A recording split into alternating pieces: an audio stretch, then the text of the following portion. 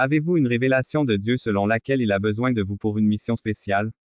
Quelque chose ne cesse de vous dire que vous n'êtes pas une personne ordinaire. Chaque fois que vous vous trouvez dans un endroit, vous vous démarquez toujours. Vous vous retrouvez simplement au-dessus des autres. Vous devriez être le dernier de votre maison, cependant c'est vous qui dirigez les autres. Ce sont de grands signes que Dieu vous a choisis. Mais ensuite, ce même appel fait naître la haine et l'amertume dans le cœur des gens qui vous entourent. Pourquoi cela est-il ainsi? Assurez-vous d'écouter ce message jusqu'à la fin, car je suis sur le point de dévoiler la raison pour laquelle les gens détestent le plus les élus. Ne sautez aucune partie de cette vidéo, car je partagerai également ce que vous devez faire lorsque les autres vous détestent. En tant qu'élus, qui sont les élus? Ce sont des gens à qui Dieu a confié un devoir particulier sur terre. Il les a créés dans un but spécial. Même s'ils sont parmi des millions, leur étoile brille et ira toujours au-dessus des autres. Ces personnes ne veulent peut-être même pas attirer l'attention, mais elles n'y peuvent rien. Les gens les remarqueront toujours. Pourquoi? Il y aura quelque chose de spécial chez eux. Je suis sûr que vous pouvez comprendre cela parce que Dieu vous a choisi. Il vous a créé pour une raison particulière. Étonnamment, beaucoup de gens vous détestent. Ils vous jettent des regards méchants et veulent vous voir échouer à tout prix. C'est parce que vous êtes spécial. Si ce n'est pas le cas, ils ne vous détesteraient pas. Voici la raison pour laquelle cela se produit. Numéro 1. Vous vous épanouissez dans des domaines qui manquent aux autres. En tant qu'élu, les gens verront toujours quelque chose de différent en vous. C'est cette seule chose qu'ils n'ont pas. Ainsi, lorsqu'ils vous regardent, ils voient ce qu'ils ne peuvent pas voir en eux-mêmes. Cela crée de l'envie et de la jalousie. Ils n'arrêtent pas de se demander pourquoi vous devez être le meilleur en tout, pourquoi vous réussissez là où ils ne réussissent pas si bien, pourquoi obtenez-vous toujours le projet, pourquoi êtes-vous le préféré du patron, pourquoi êtes-vous le meilleur ministre de l'Église, pourquoi es-tu le préféré de tes parents. Les pourquoi sont infinis. Même lorsqu'ils réussissent mieux que vous, ils ne semblent toujours pas pouvoir apaiser leurs insécurités autour de vous. Ils sentent que vous êtes une menace pour eux. Vous ne devriez pas les laisser vous intimider. Ils sont seulement jaloux de ce que vous appréciez. Cela devrait vous ouvrir les yeux sur la grâce dont vous bénéficiez sans effort en Jésus-Christ.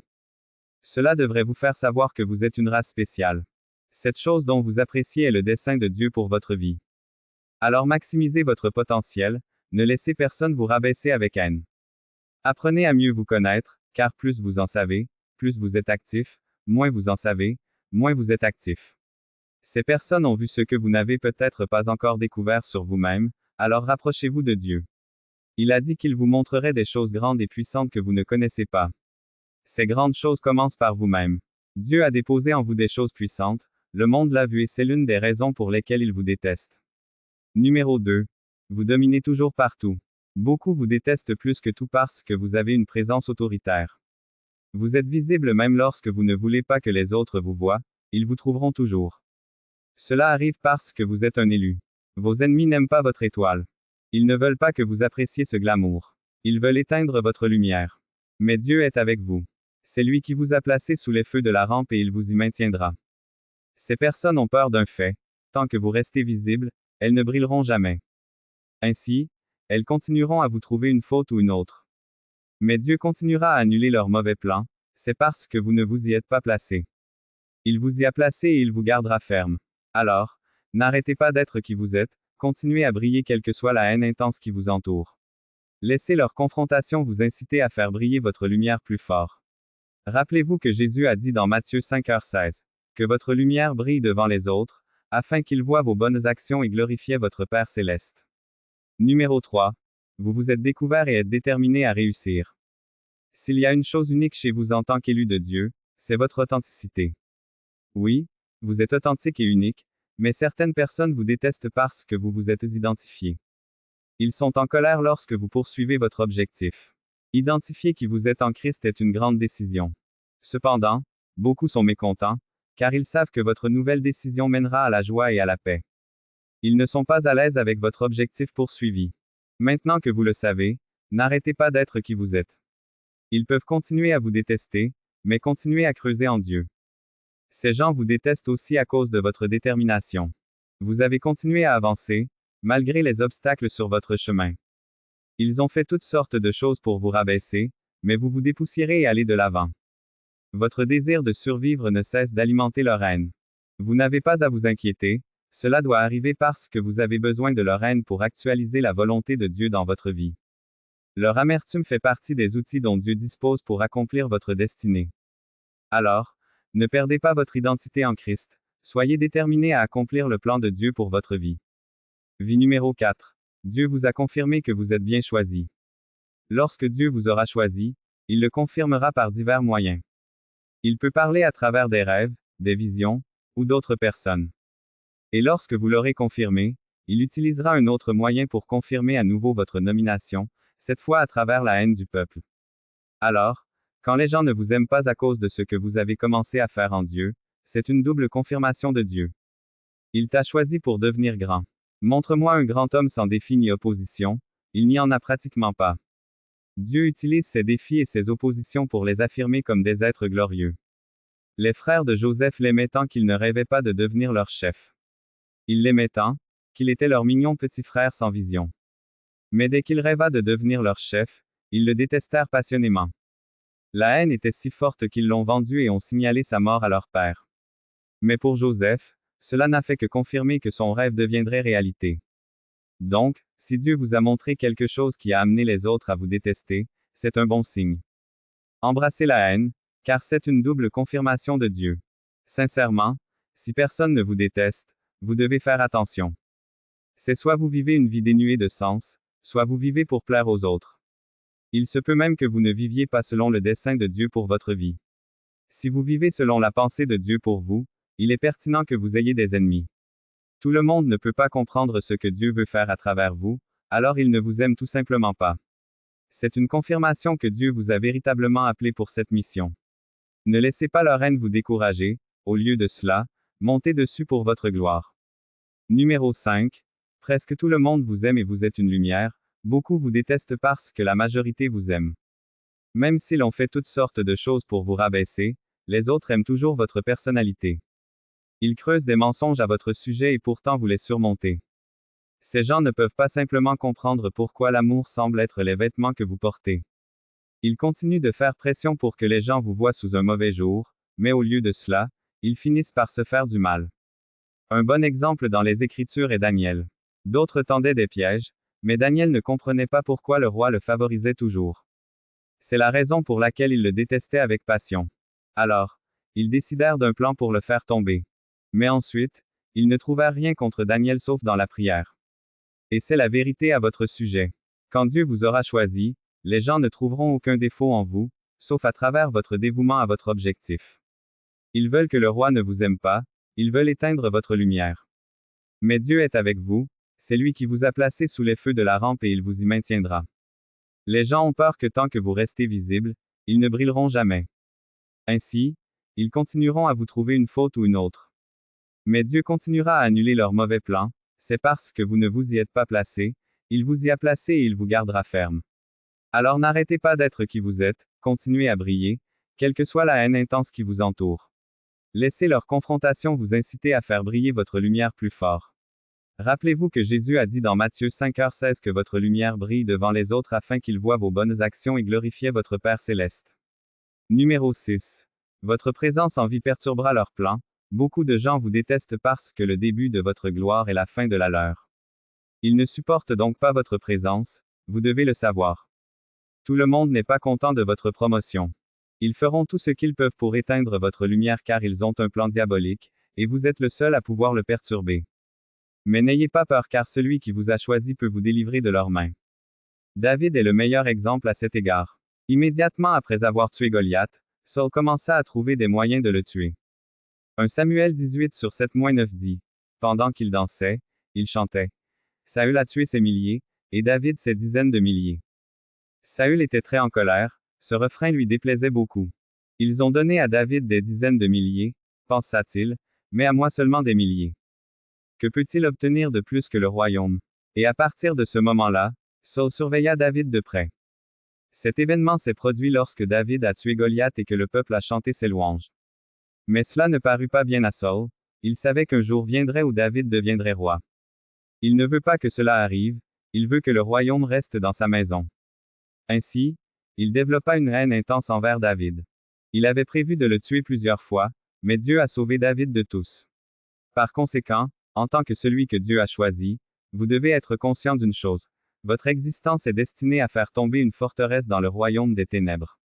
Par conséquent, ne vous attendez pas à ce qu'ils restent muets et vous regardent faire. Ils se battront contre vous, ils retourneront vos proches et même vos meilleurs amis contre vous, mais ne vous inquiétez de rien, Dieu vous soutient. Numéro 7. Ils ne veulent pas que vous régniez beaucoup ou vous détestent, non seulement parce que vous perturberez leurs plans, mais aussi parce qu'ils ne veulent pas que vous régniez. Ils ne veulent pas que vous accomplissiez votre destinée, ils ne veulent pas que tu sois au sommet. Ainsi, ils commencent à imaginer diverses façons de vous faire tomber. Ce qui est surprenant, c'est que vous n'avez peut-être rien à voir avec eux, cependant la simple mention de votre nom les met en colère. Lorsque vous lisez l'histoire de Jésus, vous découvrirez que l'enfant Jésus n'avait rien fait qui justifiait la colère d'Hérode. Mais lorsqu'il apprit que les mages avaient vu l'étoile d'un roi, son visage changea. Matthieu 2/3 dit quand le roi Hérode entendit cela, il fut troublé et tout Jérusalem avec lui. Pourquoi ce problème? Ils ne veulent pas que Jésus règne. Ils pensaient qu'il était un roi terrestre. Cette haine soudaine a conduit à la mort de plus de 2000 bébés, alors qu'Hérode ne parvenait pas à localiser l'enfant.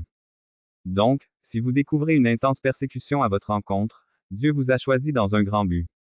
Maintenant que vous savez pourquoi certaines personnes ont choisi de vous détester, que devez-vous faire? Premièrement, vous devez accepter la haine.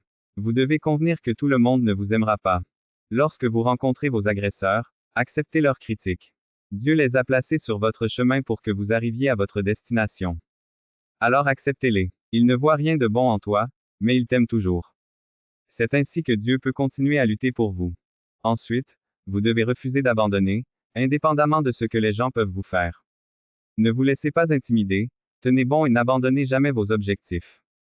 Acceptez leurs critiques et leur haine, mais vous ne devez pas les laisser vous blesser.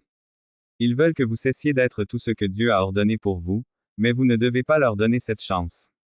Vous ne devriez pas leur donner le dessus dans votre vie, alors restez concentrés. N'oubliez pas que Dieu, qui vous a appelé, vous accordera le succès. Alors quoi qu'il arrive, vous ne devez pas perdre la foi en Dieu, votre foi continuera à vous faire avancer. Joseph a eu beaucoup de défis, mais il a finalement accompli son destin. Il croyait tellement en Dieu que rien ne lui arriverait. Lorsqu'il s'est retrouvé en prison, il n'a pas crié après Dieu. Au lieu de cela, il a gardé son espoir vivant et en fin de compte, cela a payé. Alors continuez à croire en Dieu, oui la pression ne cesse de monter, mais au moment fixé il fera taire vos ennemis et votre gloire brillera. Un autre point crucial est de vous imaginer devenir tout ce que Dieu veut que vous soyez. Il peut être difficile d'accomplir la volonté de Dieu pour votre vie sans un rêve ou une vision, et écoutez, votre foi propulsera votre vision. Commencez à vous voir du point de vue de Dieu, c'est ainsi que vous pouvez fixer vos yeux sur la vision et courir avec elle. Ne perdez pas votre temps à penser à ce que les autres pensent de vous, ne vous lamentez pas sur ce que vous ne pouvez pas contrôler. Vous ne pouvez pas contrôler ce que les autres pensent ou disent de vous, alors faites face à votre vision. Dieu perfectionnera toute autre chose. Un autre point est que vous devez refuser de haïr qui que ce soit. Au lieu de cela, pardonnez et faites face à votre objectif.